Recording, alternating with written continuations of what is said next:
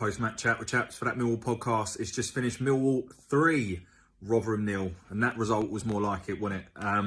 The performance overall was a lot better than Bristol City, but I think we played better and obviously not won as comprehensively. So I think there were a few key factors for the performance today and the result, and I'll go into them in a moment. But overall, got to be happy with that. 3 games, 7 points, 3 clean sheets. And we're sitting 4th in the table with a game in hand on 3rd. Win that game in hand, and we go 3rd on goal difference. However, consequently, the game in hand is against a team that also have the same amount of points as us on 5th, which is Luton Town. They're just behind us on goal difference. But overall, absolutely buzzing. Just entering the January transfer window as well, and hopefully we can do a bit of business to keep things fresh up top. However, the game today, so the team, 3 changes. 2 were, I believe, tactical. 1 was forced, so that was Bart coming in for George Long, who I understand his missus is due a baby at some point, so I would imagine it's probably something to do with them. So congratulations and everything crossed for the Long family. Bart came back in. Then the 2 changes that I believe were tactical was Callum Styles coming in for George Saville, and then Tyler Bury coming out and George Honeyman coming in.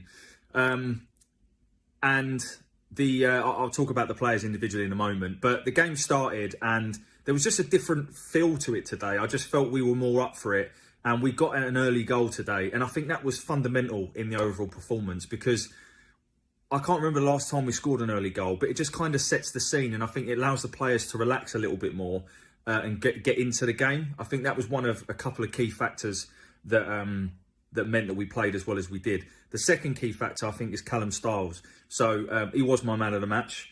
He went off after about 70 or so minutes. I think he probably could have carried on, I think, but just there was no need to risk him. So he went off and he went straight down the tunnel. So hopefully he's all right.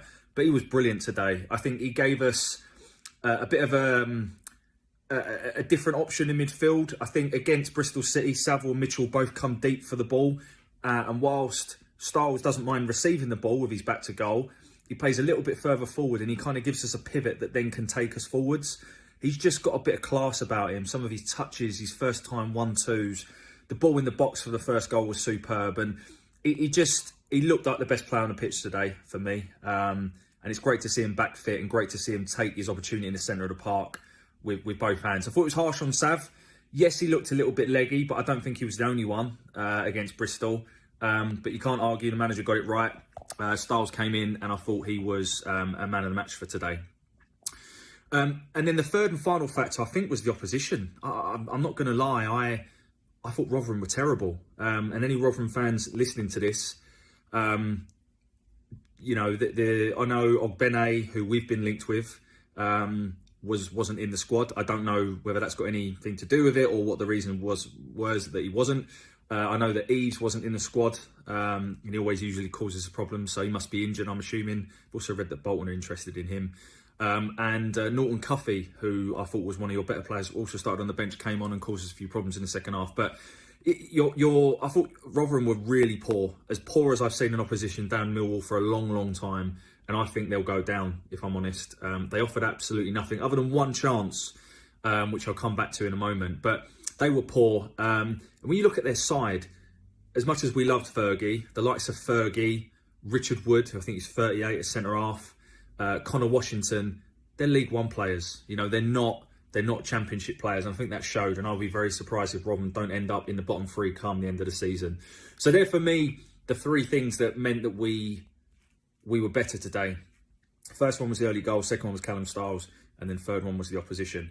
So we got the early goal. Good ball in from Styles and a good finish from Bradshaw. By half-time, it could have been 5-1, to be honest, because we missed a hatful of chances, lots and lots of chances and opportunities. You just think, are they going to come back to bite us in the arse? But in fairness to Rotherham, I think it was Hutch who switched off. However, could have been easily prevented from some poor defensive work from our midfield and forward line. And Washington threw on goal, rounds Bart. He's got a simple open goal and he blazes it over. So it could have easily been 1-1 and they could have equalised right on the stroke of half-time. In reality, that was the only real chance, all they really offered. As I say, I thought they were poor. And I think as good as we were today, although I think we played a lot better than that than we did today. We could have won the game 5-6-0. It really was like that. And I think, the second half, we had plenty of opportunities to score more goals. The second goal had an air of good fortune. Bradshaw's shot, which was going definitely wide for sure, then gets ricocheted. It will go down as an own goal for sure, was the second goal. And then the third goal, shot from Vogie, keeper parries it. Probably could have done better with it, the keeper, but I think he actually had quite a good game. I think it's Johansson, his name, he was quite a good keeper, to be fair. And then Bradshaw was there in the right place, right time to follow it up. So 3-0, comprehensive as you like, but I think the opposition plays a massive part, to be honest with you. But you have to win those games. And if I remember rightly, I don't think we beat Rotherham at home last year. So that's really positive. And some teams, although they're in poor form, Rotherham have caused some upsets throughout the season. So it's good to kind of get that result done and dusted. In terms of performances, I won't go through every single player. It was nice to see Bart back in goal. I really like Bart. However, his kicking today, it got worse, if anything. I think his kicking felt like it got worse. But good to see him back. It'd be interesting to see what Rowett does when Long is back for whatever reason. In terms of real positive performances, so in reverse order of man of the match, I think Danny Mack and Billy Mitchell were superb again. I think their form in the last few games has been really, really good. Billy Mitchell all season, to be fair, but Danny Mack, it's really good to see those sort of Millwall boys playing really, really well. So kudos to them. My sort of runner-up for man of the match will be Tom Bradshaw. Scored 2 goals, could have had more, run himself into the ground. I think they played with a 3 at the back, just like Bristol City did. He didn't give them an ounce of time, and they'll be pleased to see the back of Tom Bradshaw for sure. And I'm really pleased he's got 2 goals. He really deserves it. He's such a likeable character, and fair play to Bradshaw. But my man of the match today, as I said, was Callum Styles. He was just class. I think that's probably the way I would describe it. And from reading there were some tweets after the game today from Richard Cowley. We have an option to sign him. There is like a release clause, but that's not just to us. So he has the option, I believe, of going to a number of teams at the end of the season. Hopefully, you'd like to think that if we want to, which I don't see why we wouldn't, want to turn that to a permanent, then we should be able to.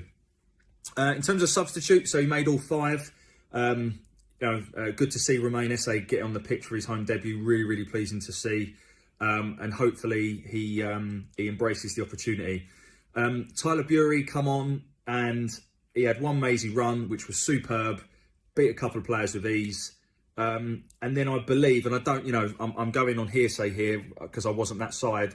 I believe he then sort of shushed the crowd. And I don't know what he thinks is going to come of that, to be honest. So, doubt you're watching this, but Tyler, mate, you just need to focus on playing football. And as long as you're putting 100% effort in, the fans will love you. You don't need to be doing things like that.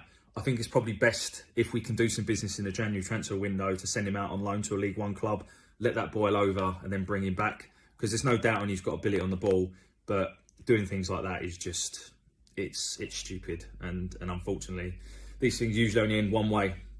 So hopefully that will all blow over. But listen, Happy New Year to you all. A great way to start the year with 3 points. 3 games, 7 points, 3 clean sheets. It's really, really, really good. One thing I'd also just like to say is, when I saw Gavin Ward was the ref, I was like, here we go. But I have to say, I thought he was good today. I've got no gripes with him at all. I don't think he got anything wrong. So, fair play there. And we can all, it's like a Saturday really, this, and most people go back to work on Tuesday. So, enjoy your kind of last sort of Saturday, if you like, before we go back to work. Cup run coming up. Or cup run, maybe. Not really that bothered about the cup this year, if I'm honest. And then 2 difficult away games, Middlesbrough and Cardiff. I think I'll probably take 3 points now, to be honest with you. But really, really pleased. Enjoy the rest of your Saturday. I'm going to have a beer. So cheers and bye for now.